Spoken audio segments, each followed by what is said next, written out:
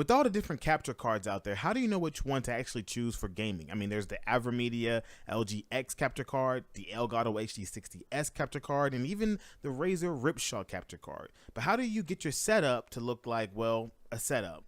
Stay tuned. So as you can see in this video now, I'm currently on PUBG. I'm on the Xbox One X, and I'm in the Hype Zone on Mixer.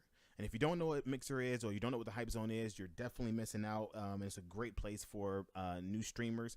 As you can see right there, I just got the chicken dinner. I'm pretty excited.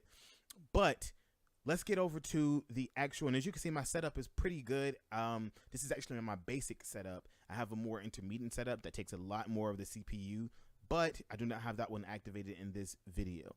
So let's go ahead and get over into the actual capture devices.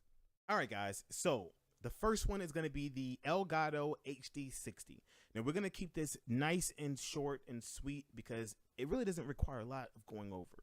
So this particular device, like all the other devices, work for every single console that is out, and you can also use it on PC or use it to record your PC, as well as if you have like an Android TV box that's capable of gaming, like the NVIDIA Shield.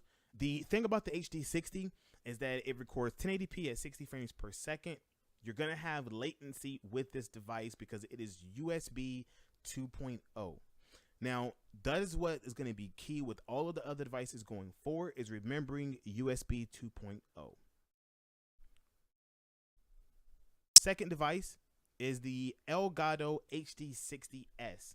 Now, the HD60S is an upgraded version of the HD60, and it comes with ultra low latency technology provided by USB 3.0. So the difference between 2.0 and 3.0 makes that when you're streaming in 2.0, your latency is going to be about 12 seconds.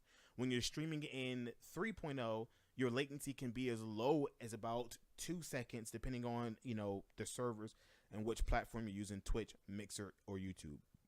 So, price difference, $159 for the HD60, and this price is not right. That's that seller.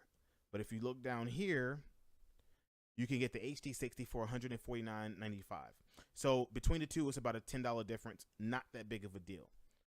Again, this is the difference between the HD60S and the HD60. You also can get the HD60 Pro, which is an internal desktop PCIe slot card. So you will need to have a desktop computer with a PCIe slot available, and that is going to give you the best performance because it is lightning quick compared to USB 3.0 or 2.0. Going over to the less known brands, the VerMedia Live Gamer Extreme. Now, right off the bat, this device is $144, which is cheaper than both of the other Elgatos, and it is off the bat coming with USB 3.0 for ultra low latency gameplay recording. It has full HD 1080p by 60 frames per second, just like the other ones. So you're going to get perfect quality for your stream, and you're going to have a fun time, and your people are going to be able to connect with you.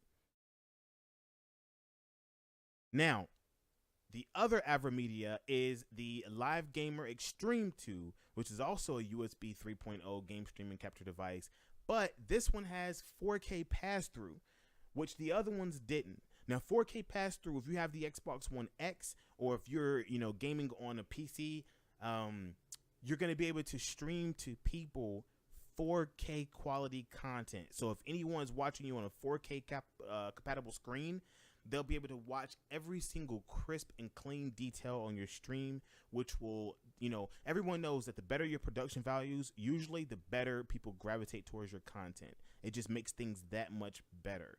So the price on this one is $179.99 brand new.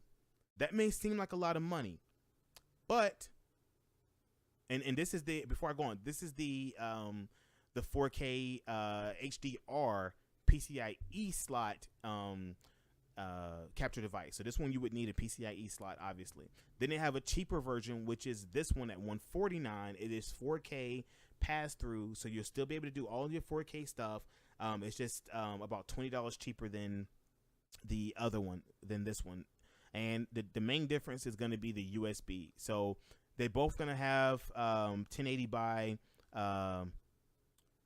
60 frames per second, but I believe this one has USB 2.0 versus the one that's 179 having USB 3.0. So let's see here. Yeah, so it's going to have USB 2.0 and not USB 3.0. All right. Now, let me show you this. So when you go back to Elgato, they have a 4K pass-through technology card.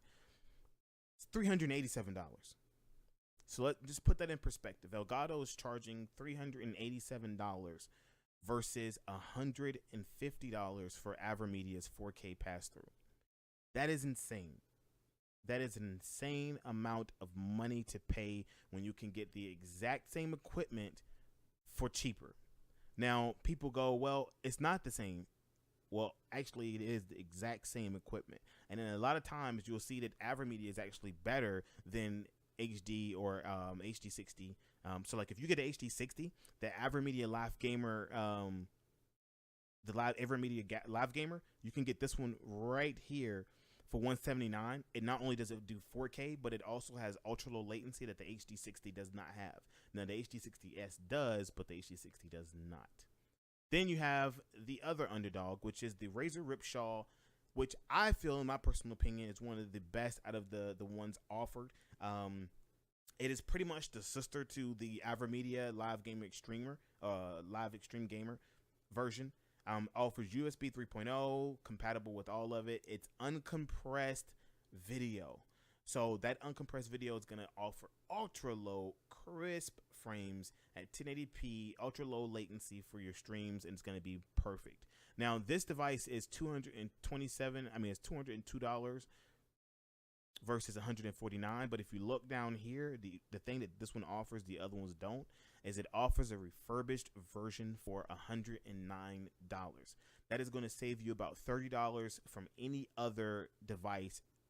Cheap is not always best, but when you can get a device that is this powerful and can do everything that you need to do, and is future proofed, you're in good hands. For $109, that's a steal.